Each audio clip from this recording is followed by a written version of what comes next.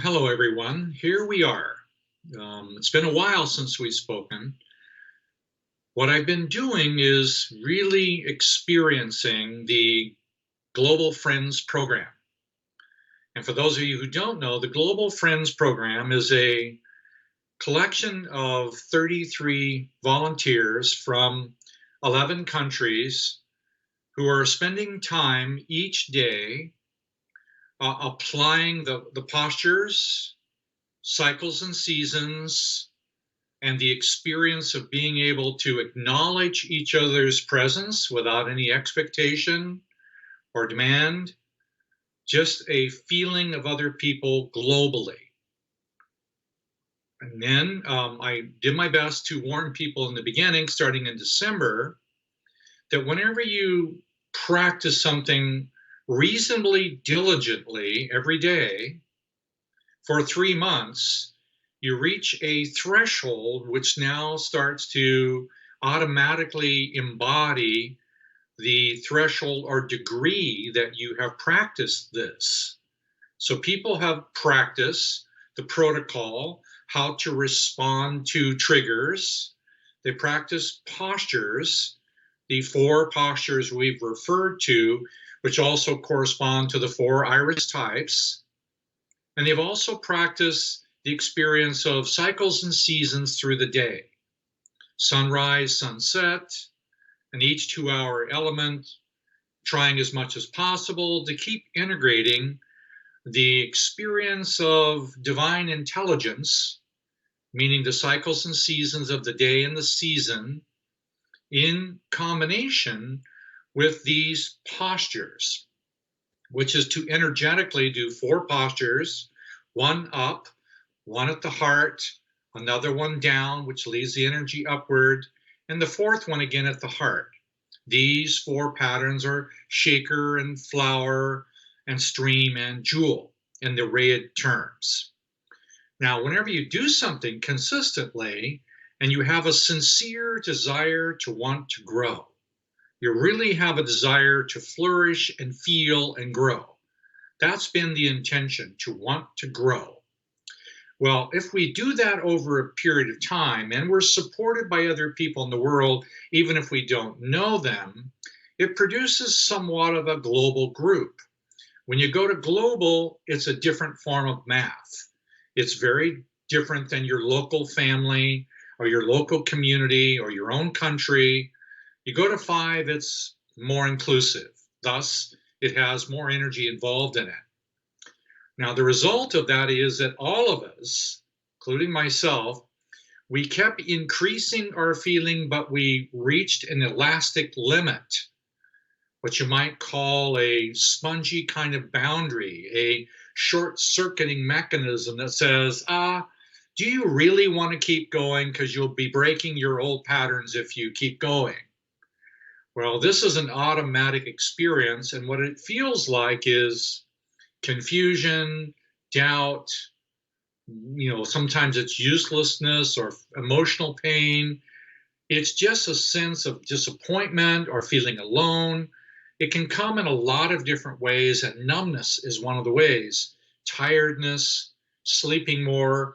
So if you start to push against the boundaries, there's an automatic pushback. I'm sure you've noticed it. So you just start to go, I'm not going to do as many. I'm not really sure that this is working at all. I want to feel good. I don't want to feel difficult. But in our process, the goal is to identify those painful feelings and have a sincere desire to feel them so that we can begin to move them through the family tree and reorganize the pain into something positive in the long run. And we started in December. Technically, I started in September to get prepared for it, so I'm on a slightly different cycle, but believe me, I'm experiencing what the group has been going through, and these have not been easy times. Part of the reason for it is between 3 and 4. You can say 3 and 4 of just about anything. If I have an energy in the solar plexus, it's a 3. If I have an energy in the heart, it's a 4, and the throat is 5, and the head is 6. The energy between 3 and 4 completely changes the access to different energies in the body. When I'm doing 1, 2, and 3, it's all about me, it's all about my family, it's all about community, and it's all about the range of the senses, the range of the mind. You start to go to 4, you're going into fourth dimensional experiences.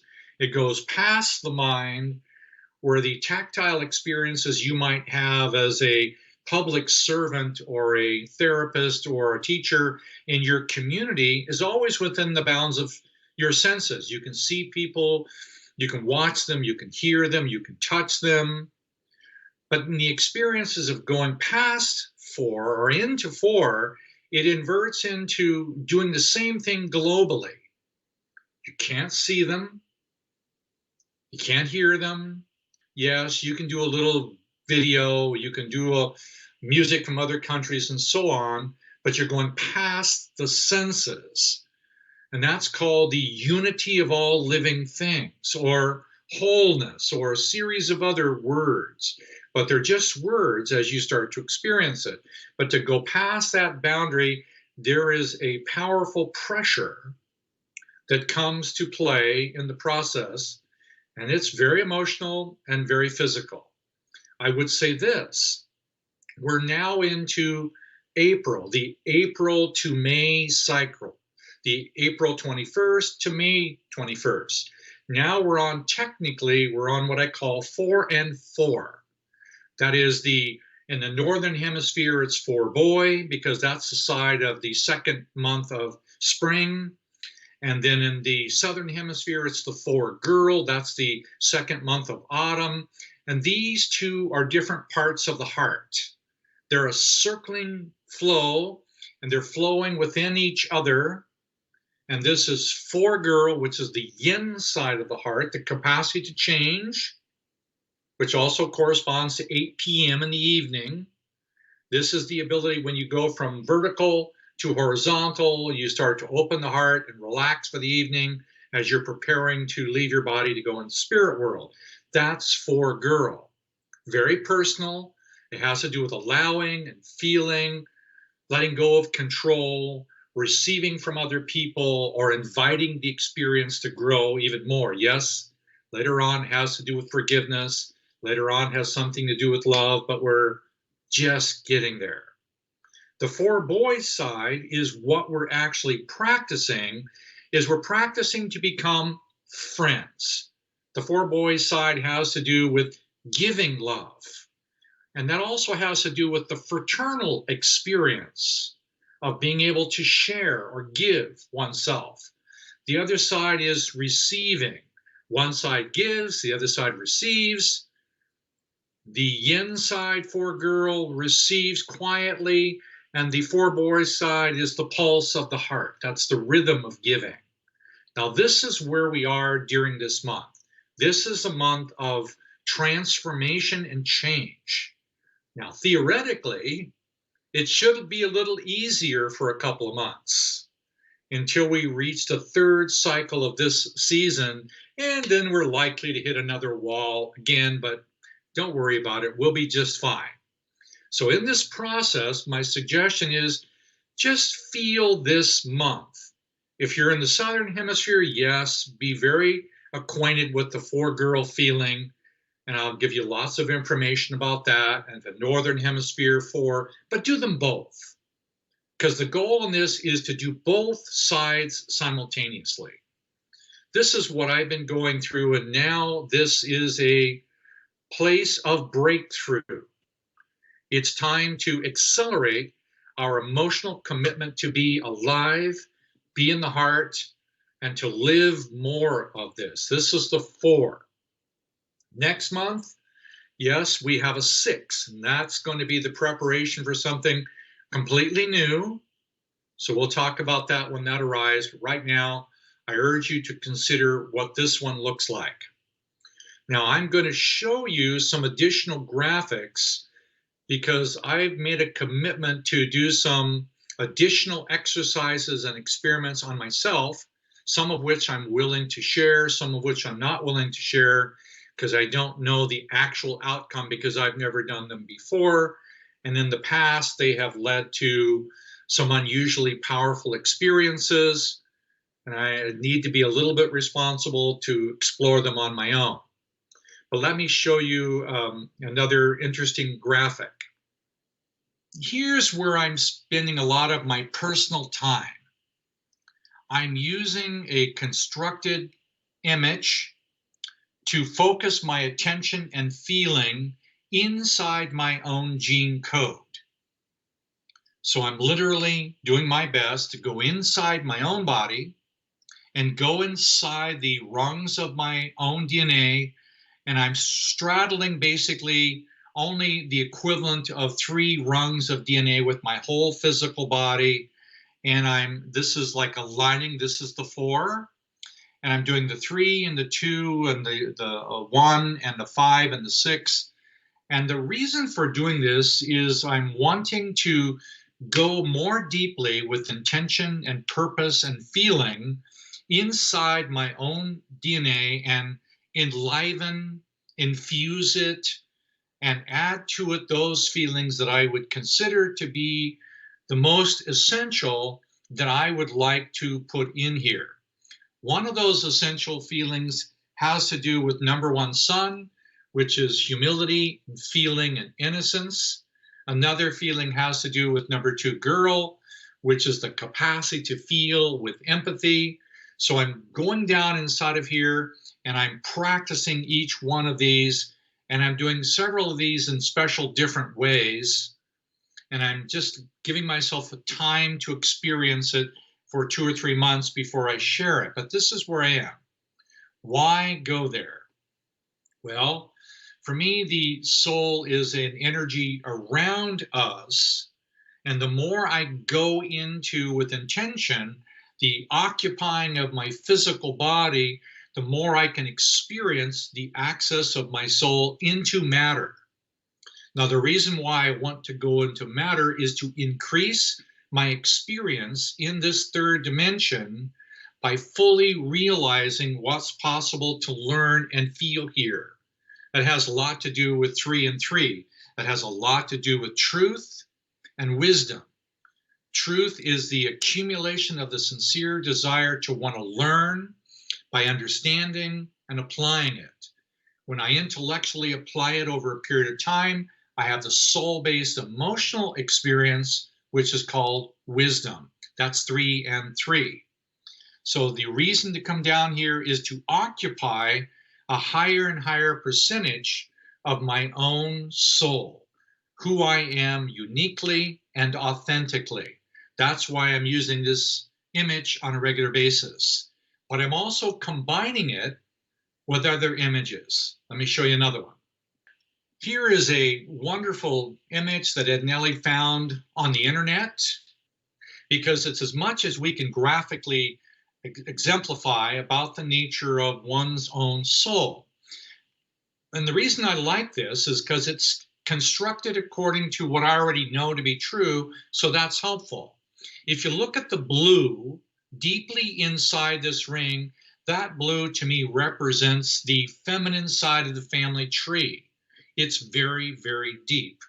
We need to be able to get to it, to feel it, occupy it, because it has the memory of the divine soul. It has the memory of all of my social, emotional, genetics, my ancestral history, and even the history of mankind inside of it.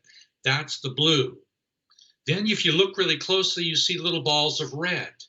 To me, that comes from the masculine side of the family. This is just my interpretation of the colors. Now, the other parts, the off, yellow, orange, the other colors have to do with the parts I'm putting there with my own intention, be it ignorant or otherwise, my actions, my emotions, my choices, is I'm adding to this crystallization. And the reason I say it's crystallization is because it's epigenetic. I'm the one responsible for dropping in these little protein tag crystals on top of my DNA.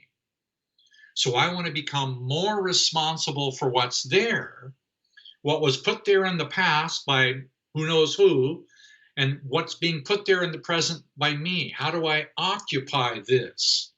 So the reason that we use images, because images are primarily a construct of the mind.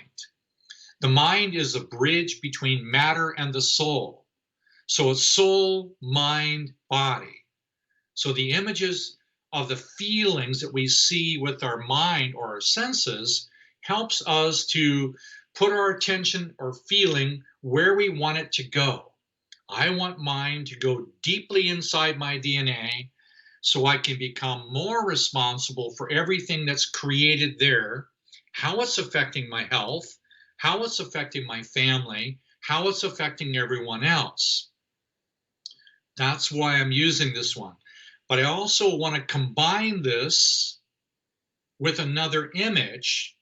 Now, let me just show you another way to use this. 1 second. Occasionally, 2 or 3 times a day, I'm using this image. I'm going inside the helix of my family DNA that corresponds with the chakra systems of my own body. And I'm becoming more and more sensitive to and aware of each one of the individual balls that have to do with the innate attributes that are universally common to all souls. For example, all souls have some degree of the capacity to be curious. You'll see it in small babies. They want to grab and touch and move around and look up. Even before they can crawl or turn over, they have a desire to be curious.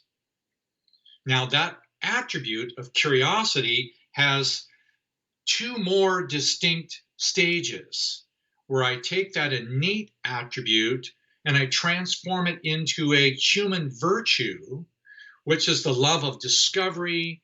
It's also about understanding something. It's about piercing into something. It's very much about intellectual knowledge that can be very scientific. It can also be very real. It can be illusory at times. But then there is a third phase, which is the same innate attribute that becomes a human virtue, which is a quality of human perfection done by self, but receives divine love on the third category. So the third category of curiosity to discovery becomes a love of truth from a divine perspective, not just from an intellectual or personal perspective. That's how I experience something, is I ask for the divine perspective to be made self-evident within me. So that's what I'm doing with this kind of image. I go down inside and I pick 1 or 2, sometimes more of these individual attributes, and I do my best to feel them as soul level attributes while learning their functions as they are reflected in things around me. They're reflected by the mineral kingdom, the plant kingdom, the animal kingdom.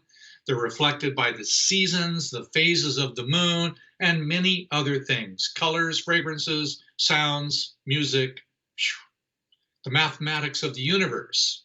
That's really what's there. So now I'm adding a new image, just letting you know where I am. Let me show you the next one. Yes. Now, here is something that you just have to just take the individual ingredients we talked about. Now, if you look at it closely, we put a drop of water inside this first ring, which is the mineral kingdom. It corresponds with self, others, and all, the 3 primary gates. This drop of water is on the heart level, a sincere desire to feel more, a sincere desire to feel more. And you may ask, no, wait, what am I going to feel when I do this? Well, if you really want to occupy more and more of your unique attributes, then you're going to discover those things inside of you that may need to be removed. Those qualities, they need to be changed in some way. I need to become responsible for my own choices. the choices made by my parents in my childhood, the choices made by my grandparents and my great-grandparents. So I need to use my sincere desire to feel these different parts of the world around me. Now, I really like this because it's a rare piece of art, because all of these pictures of nature and animals and insects and birds, fish, they were taken by different people. And all of the pictures of the plant kingdom were taken by different people. And these minerals, they are the different natural components of the physical world. So I'm wanting to feel the physical world, but I'm also wanting to feel how it corresponds to all of the cycles of the day, all the months of the year, and all the stages of life. Wanting to occupy more and more of that feeling. And eventually I want to expand that drop-like symbolic experience of feeling, water, until this lake of water and feeling becomes more and more embodied in the plant kingdom and the animal kingdom, and eventually beyond those things that are of the physical terrestrial nature and into the spirit world and also the wholeness of the galaxy and the universe. So I'm wanting to occupy that.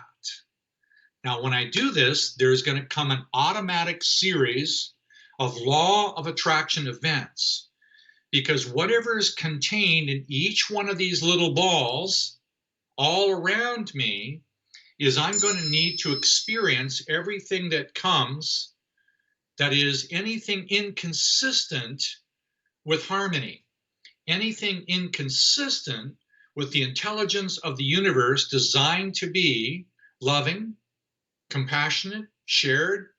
So anytime something comes to me, no matter what it is, I would engage in the circulation at 23.5 degrees, circulating it through my heart, no matter what it is. There are moments I definitely forget and I push it back. And I go, no, every time I push it back, I'm in denial of the acceptance of the responsibility that everything that's coming to me already exists inside me. So if I have a trigger, it's about money, it's about sex, it's about community, it's about politics, it's about animals, it's about the world, it's about climate, it's about religion. All these triggers keep coming. My task is to have a sincere desire to feel each and every one of them. And no, I don't want to get rid of it. I want to forego it. I want to transform it into a completely different experience. I want to transform it. I won't lose the memory of it. The memory will be there forever. But I want to remove the charge of it, the triggered reaction, and use the energy inside of it to build a higher degree of health, integrity, awareness, and feeling. So this is what I'm doing. I'm doing some really pretty cool things down inside of here that I'm not quite willing to share in the moment. But if I were to suddenly just vanish one day, don't worry about me. I'm just fine. So this is where it is. I want to catch up a little bit more with you, because I know that some of you have wondered if I'm still around or not, or what I might be doing now. But I can assure you I'm here, and yes, I'm probably here to stay. We have some important new changes that I would like you to consider. I would urge you to go look at the book by David Sinclair called Health Span, or Lifespan, excuse me.